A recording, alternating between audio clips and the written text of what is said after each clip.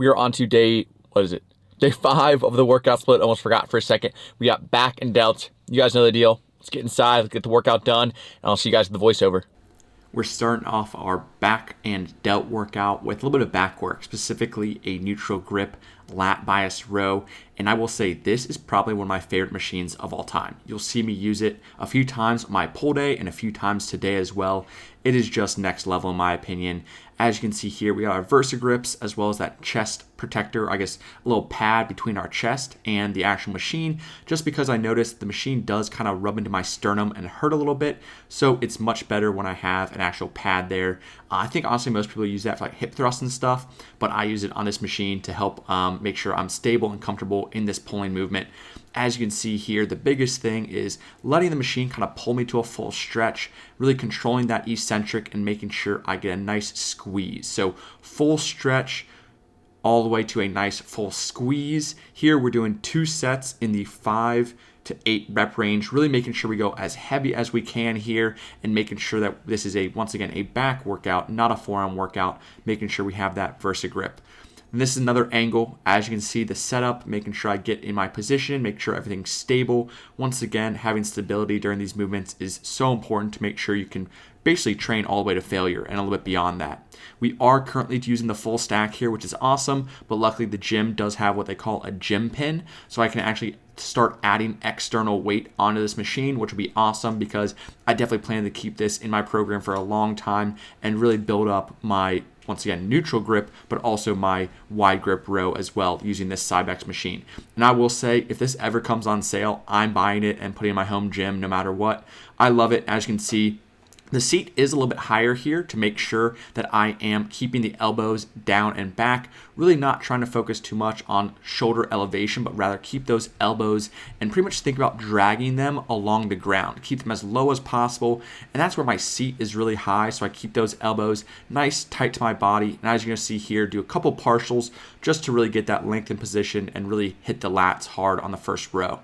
Next, we'll go with a classic lat pull down. This is a wide grip pull down, a little bit different than the pull down on my pull day. This is, as you can see, a neutral grip. This is what I call a mag grip. I think this one's actually a knockoff grip, but it's pretty much the same thing as a mag grip, where, as you can see, my hands are actually facing, the palms or at least are facing each other. So it's like a neutral wide grip, if that makes sense. So neutral grip, but very wide, still focusing more on the lats rather than the upper back. Obviously, the whole back musculature is going to be working, but with a slightly wider grip and our elbows a little bit closer to our side, if not a little bit behind us as we pull down, thinking elbows to our back pocket, it's going to be a little bit more of a lat bias. As you can see here, once again, from a slightly different view, we got a nice wide grip, making sure that we're squeezing as hard as we can, full stretch, full squeeze. And that's kind of my big thing as far as back movements going forward. I'm thinking full stretch, full squeeze, and controlling both the eccentric and the concentric. So obviously the concentric, the pulling down of the movement, that'll kind of slow as I start to hit failure. But the eccentric, or when my arms start to raise, I really want to start to control that a little bit better. I definitely still have some room to go, but I do think occasionally I might need to drop some weight and really control that eccentric. But as you can see here, once again, on my last set of both the rows as well as the pull downs, I'm going to do some partials. So here, as you can see, these are not full reps. I'm not counting those in my 2 by, I think these are 6 to 9. I'm not counting those in the 6 to 9 rep range. I'm just doing some partials at the end of each movement. Next, we'll go on to the first delt exercise with a dumbbell overhead press. Big thing here, we're not directly vertical.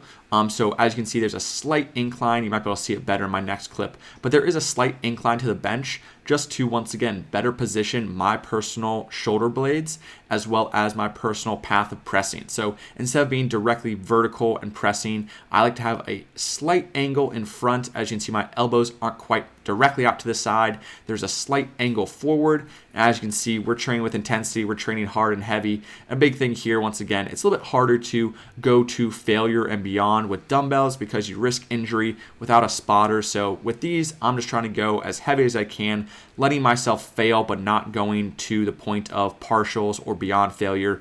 as the bang for your buck just isn't there in terms of the risk to reward. But here, as you can see, once again, trying to keep those elbows and wrists stacked to make sure that all the tension is on the delt, specifically the medial delt here. And once again, as far as an overall mass builder, I love an overhead press, whether it be machine, dumbbells. I used to even do barbell overhead press, but I noticed that my spine became a little bit more involved than I wanted to. So I really like the stability here of a seated incline press. Real quick, interrupt this video because I just got word that Barbell is having a special January promotion or a giveaway. So they're gonna be giving away $15,000. $10,000 of that is gonna be a Rogue home gym or some home gym equipment. So if you do want to be entered to win, basically every dollar you spend on barbellapparel.com over the next month will be an entry. So every dollar is one entry. The fit I've got on right here, the Recon Joggers, the Stealth Hoodie is my go-to. Now back to the voiceover. Or I should say seated incline shoulder press. Next, we'll go back to that Cybex machine. As I said, I'm using this thing 3, 4, maybe 5 times in a week, making sure I hit all of my back rows with this machine because once again, the stability ratio is just unparalleled. But a big thing I want to note here is we are now at the wide grip position. My elbows are more of a, I would say 45, if not maybe a 60-degree angle, so more flared out, focusing a lot more on our mid back versus our lats. So when the arms are closer to our side, the elbow angle is a lot sharper in the case where, once again, the elbow is down by our side. It's going to be a lot more of a lat bias, where here we drop the seat down so we are much lower on the machine so we can row a little bit higher and focus more on our upper back, our rhomboids, and our rear delts. So that's a big difference there. I will note I am not as strong on the wide grip upper back rows.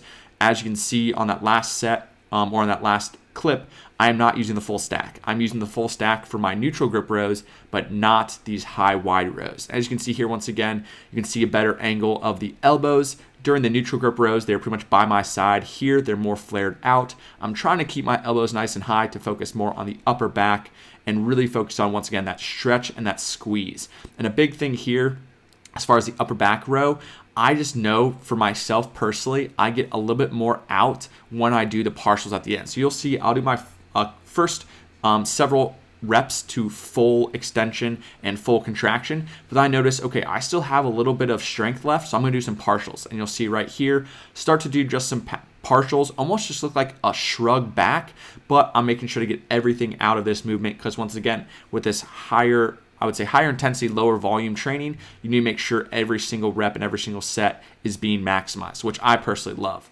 Next, we'll go on to another delts movement. This is going to be our cable lateral raise. So one day I'll do a dumbbell lateral raise, and then the other day I'll do a cable lateral raise. The big thing there is the dumbbells are hardest in the shortened position or when your arm is at the top, whereas the cables, it's hardest at the bottom position.